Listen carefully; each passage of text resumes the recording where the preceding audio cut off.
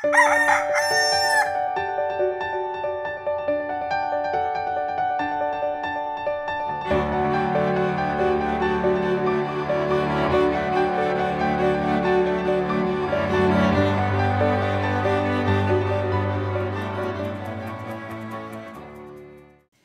umaga po kapamilya, ko po si Father J-Boy at tayo na po at magkape at pandasal.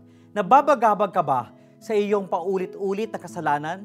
O kaya, may kilala ka bang hindi madala-dala sa kanyang mga maling ginagawa? Kahit tinutulungan mo na siya, hindi pa rin siya nagbabago? May mga taong mahirap makinig sa Diyos dahil nakasara na ang pintuan ng kanilang puso at isipan. Masarap para sa kanila ang tinatawag nilang kalayaan upang gawin lamang ang gusto nilang gawin. Ngunit ito ba ang kalayaan? Tingnan natin. Kung araw-araw ang paglalaklak ng alak, hindi magtatagal ang alak na mismo ang kokontrol sa iyo. Kung madalas ang kanyang pandaraya, hindi magtatagal, siya ay magiging isang madaya.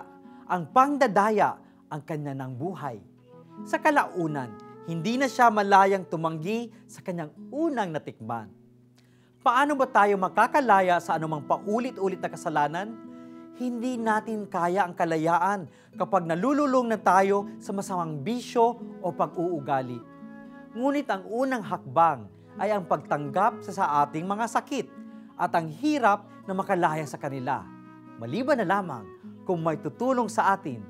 Dahil dito, mulit bubuhayin ng Espiritu Santo ang kalooban natin. Isang maliit na hakbang muna hanggang sa tunay nating kalayaan. Ipagdasal natin ang tunay na kalayaan na natatagpuan lamang sa paggawa ng tama at mabuti. Magandang umaga po.